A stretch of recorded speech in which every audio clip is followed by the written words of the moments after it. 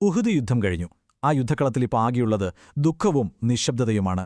ആ നിമിഷങ്ങളിൽ രക്തസാക്ഷികളായ തന്റെ പ്രിയപ്പെട്ടവർക്ക് പ്രവാചകൻ എങ്ങനെയായിരിക്കും വിട നൽകിയിട്ടുണ്ടാവുക? ആഴത്തിലുള്ള ആ ഒരു അനുഭവമാണ് നമ്മൾ ഇന്ന് മനസ്സിലാക്കാൻ പോകുന്നത്. ഈ വാക്കുകള് ഒന്ന് കേട്ടുനോക്കൂ. ഇതിലുണ്ട് അവരുടെ ത്യാഗങ്ങളുടെയൊക്കെ ആ ഒരു കാരണം. എന്തിനായിരുന്നു അവർ ഇതെല്ലാം ഉപേക്ഷിച്ചത് എന്ന ചോദ്യത്തിനുള്ള ഉത്തരം ഈ ഒരൊറ്റ വാക്യത്തിലുണ്ട്. അതായത്, ദുനിയാവിലെ ഒരു നേട്ടവും അവരുടെ ലക്ഷ്യമായിരുന്നില്ല, അല്ലേ? അപ്പോ യുദ്ധമൊക്കെ കഴിഞ്ഞു. ആ ശബ്ദകോലാഹലങ്ങളെല്ലാം അടങ്ങി. ഇനി അവിടെ ബാക്കിയുള്ളത് വേദനയാണ്, ഒരു വലിയ നഷ്ടബോധമാണ്. വാ, നമുക്ക് പ്രവാചകന്റെ കൂടെ ആ യുദ്ധക്കളത്തിലൂടെ ഒന്ന് നടന്നു നോക്കാം. ആ ആദ്യത്തെ നിമിഷങ്ങളിലെ ആ ഒരു വേദന നമുക്കുമൊന്ന് അനുഭവിച്ചറിയാം. അങ്ങനെ പ്രവാചകൻ ആ പോർക്കളത്തിലൂടെ നടക്കുകയാണ്. വീണുപോയ ഓരോ സഹപ്രവർത്തകനെയും നോക്കി അവിടുത്തെ കണ്ണുകൾ നിറയുന്നുണ്ട്. ഒരു ലീഡറുടെ വേദന എത്ര വലുതാണെന്ന് ആ കാഴ്ച നമുക്ക് കാണിച്ചുതരും.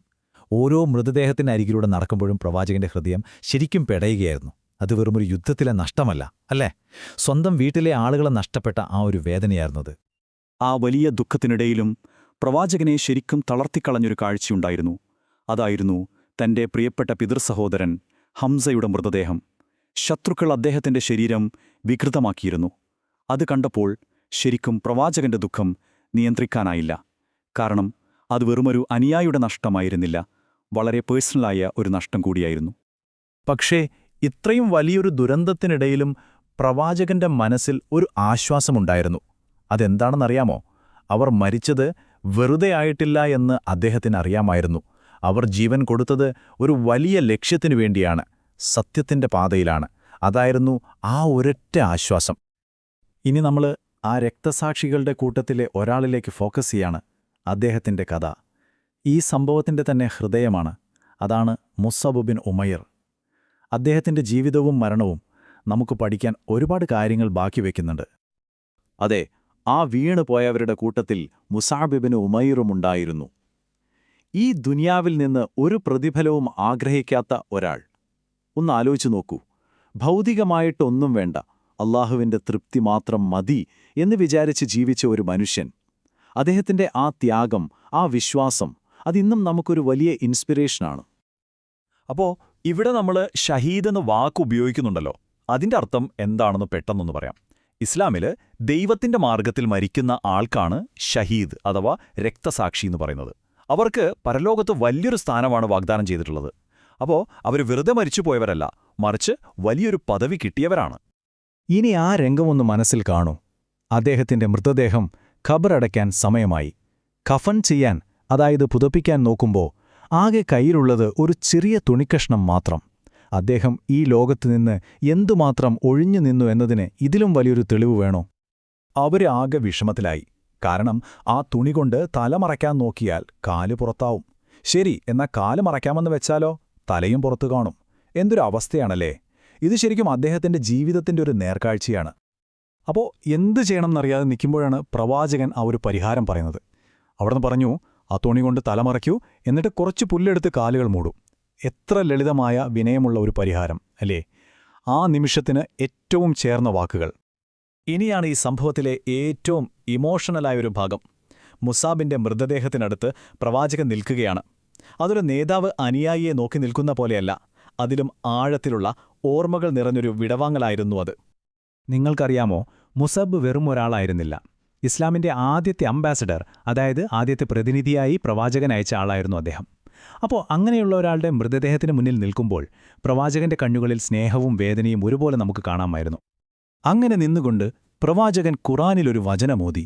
അതായത് അള്ളാഹുവിനോട് ചെയ്ത വാക്ക് പൂർത്തിയാക്കിയ ചില വിശ്വാസികളുണ്ട് എന്ന്. ഇതു പറഞ്ഞതിലൂടെ മുസ്അബിന്റെ ത്യാഗത്തെ ഒരു ദൈവിക വാഗ്ദാനവുമായി അവിടുന്ന് ബന്ധിപ്പിക്കുകയായിരുന്നു. അദ്ദേഹത്തിന്റെ ജീവിതം എത്ര സത്യസന്ധനായിരുന്നു എന്നതിന് ഇതിലും വലിയൊരു സാക്ഷ്യം വേണോ?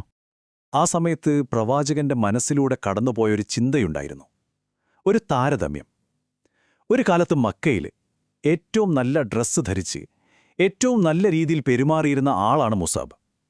എന്നാലിപ്പോൾ ഉഹുദിൽ നോക്കൂ, ഒരു രക്തസാക്ഷിയായി വെറുമൊരു തുണിക്കഷ്ണത്തിൽ പൊതിഞ്ഞാണ് അദ്ദേഹം കിടക്കുന്നത്.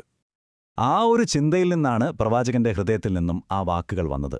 അവിടുന്ന് പറയുകയാണ്, മുസബേ, ഞാൻ നിന്നെ മക്കയിൽ കണ്ടിട്ടുണ്ടല്ലോ. നിനക്കാൾ നല്ല വസ്ത്രം ധരിക്കുന്ന, നിനക്കാൾ നന്നായി പെരുമാറുന്ന മറ്റൊരാളെ ഞാനവിടെ കണ്ടിട്ടില്ല. എന്നിട്ടിപ്പം നീ വെറുമൊരു തുണിക്കഷ്ണത്തിൽ ഇങ്ങനെ കിടക്കുന്നു. ആ വാക്കുകളിൽ എല്ലാം ഉണ്ടായിരുന്നു: സ്നേഹം, നഷ്ടം, പിന്നെ വലിയൊരു ആദരവും. അപ്പോൾ നമ്മൾ ഇതുവരെ സംസാരിച്ചത് മുസ്അബിന്റെ കഥയാണ്, ഒരു വ്യക്തിയുടെ ത്യാഗം. പക്ഷേ പ്രവാചകൻ അവിടെ നിർത്തിയില്ല. ഒരാളിൽ നിന്ന് അവിടെ വീണുകിടന്ന എല്ലാ രക്തസാക്ഷികൾക്കുമായി ഒരു വലിയ പാഠം നൽകാൻ പോവുകയായിരുന്നു അവിടുന്ന്. മുസ്അബിന്റെ അടുത്തുനിന്ന് പ്രവാചകൻ തിരിഞ്ഞു അവിടെയുള്ള മറ്റെല്ലാ രക്തസാക്ഷികളെയും ഒന്ന് നോക്കി. എന്നിട്ട് അവരുടെ എല്ലാം പദവിയെക്കുറിച്ച്, അവരുടെ എല്ലാം സ്ഥാനത്തെക്കുറിച്ച് സംസാരിക്കാൻ തുടങ്ങി. അതായത് ഒരാളുടെ കഥയിൽ നിന്ന് ഒരു സമൂഹത്തിന്റെ ആകെ മഹത്വത്തിലേക്ക് വിഷയം മാറുകയാണ്. പ്രവാചകൻ 3 പ്രധാനപ്പെട്ട കാര്യങ്ങളാണിപ്പോൾ പറഞ്ഞത്. ശ്രദ്ധിച്ചു കേൾക്കണേ. ഒന്നാമത്തത്, ഈ രക്തസാക്ഷികളെല്ലാം അന്ത്യനാളിൽ അല്ലാഹുവിന്റെ സാക്ഷികളായിരിക്കും. രണ്ടാമത്തത്, ജീവിച്ചിരിക്കുന്ന നമ്മൾ അവരെ സന്ദർശിക്കണം, അവരെ ആദരിക്കണം.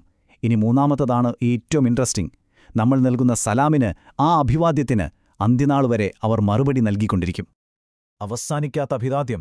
ശരിക്കും പ്രവാചകന്റെ ആ വാക്കുകൾ അവിടെ തീരുന്നില്ല. അത് തലമുറകളെ തമ്മിൽ ബന്ധിപ്പിക്കുന്ന ഒരു ഓർമ്മപ്പെടുത്തലാണ്. നമ്മളെ ഓരോരുത്തരെയും ആ വലിയ ഓർമ്മയുടെ ഒരു ഭാഗമാക്കുന്ന ഒരു ആശയമാണത്. അല്ല, ഒരു സംശയം തോന്നാം. എന്തുകൊണ്ടാണ് ഈ ഒരു സലാം പറയുന്നതിന് ഇത്ര പ്രാധാന്യം കൊടുക്കുന്നത്? അതായത് ജീവിച്ചിരിക്കുന്നവർ സലാം പറഞ്ഞാൽ മരിച്ചുപോയവർ മറുപടി നൽകും എന്നു പറയുന്നതിന്റെ അർത്ഥമെന്താ? നമുക്കൊന്ന് ആലോചിച്ചു നോക്കിയാലോ? ഉത്തരം വളരെ സിമ്പിളാണ്.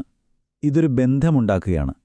ജീവിച്ചിരിക്കുന്ന നമ്മളും മരിച്ചുപോയ ആ രക്തസാക്ഷികളുടെ പാരമ്പര്യവും തമ്മിലുള്ള ഒരു ബന്ധം. അതൊരു ചങ്ങല പോലെയാണ്. ബഹുമാനത്തിന്റെയും സമാധാനത്തിന്റെയും ഒരു ചങ്ങല. ഇത് തലമുറകളിലൂടെ ഇങ്ങനെ തുടർന്നുകൊണ്ടേയിരിക്കും. ഇതിലൂടെ അവരുടെ ത്യാഗം ഒരിക്കലും മറന്നുപോവില്ലെന്ന് നമ്മൾ ഉറപ്പാക്കുകയാണ്.